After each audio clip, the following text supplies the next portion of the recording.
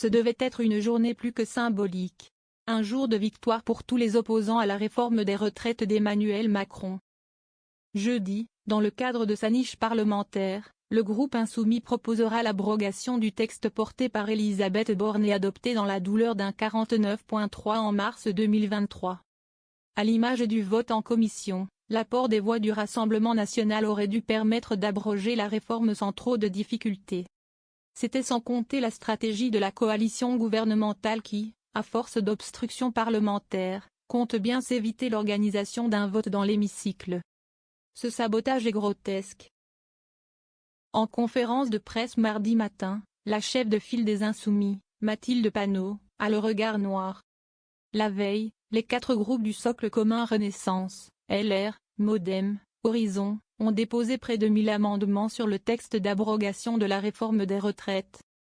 Leur objectif, faire durer les débats jeudi jusqu'à minuit, clap de fin de la niche LFI, afin de s'éviter un vote perdu d'avance. C'est une atteinte très grave aux droits constitutionnels des groupes parlementaires. Nous allons nous battre contre cette obstruction et ce coup de force, soupire la patronne des députés LFI. Les responsables du nouveau Front populaire défilent ensuite devant les journalistes. Tous s'agacent de l'attitude du bloc central. Ce sabotage organisé par les députés macronistes est indigne. C'est aussi grossier que grotesque. C'est pathétique. S'emporte Benjamin Lucas, porte-parole du groupe écologiste. Béatrice Bellet, du Parti socialiste, fustige lui les méthodes de voyous du bloc central. L'élu PS lit quelques amendements pour illustrer son propos. Réformer les retraites, pourquoi se fatiguer quand on peut gagner des voix en un clin d'œil, voilà le type d'amendement auquel nous avons le droit. Les Français seront contents de voir que certains se permettent ces blagues dans un moment si important. Ce sont des experts. Du côté de l'ex-majorité, on hausse les épaules face à ces critiques d'obstruction parlementaire. Ils parlent en connaissance de cause, ce sont des experts, raille Laurent Marcangeli. Le président du groupe Horizon à l'Assemblée fait allusion aux tonnes d'amendements déposés par la gauche, et principalement par les Insoumis, lors des débats sur la réforme des retraites en 2023. Nous, on ne va pas jouer sur les virgules, les points-virgules, les adjectifs et les verbes, ajoute-t-il.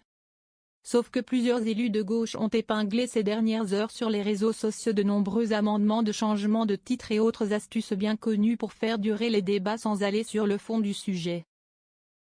L'ancien ministre de l'Agriculture Marc Fesneau, désormais à la tête des députés Modem, ne s'en cache d'ailleurs pas du tout. La stratégie est que ce texte n'aboutisse pas. J'utilise tous les moyens de la démocratie. Et je n'ai aucun problème à le dire, car ce serait une tragédie si le texte était voté. Ça gêne Madame Panot? Dont acte.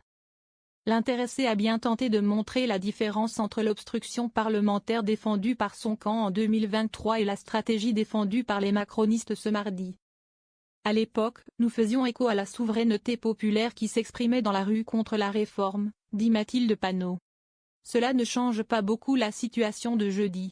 À minuit, le rideau tombera sur l'hémicycle quel que soit l'état des discussions sur le texte. Et si aucun vote n'a eu lieu, il faudra attendre une prochaine niche parlementaire pour pouvoir reprendre les débats.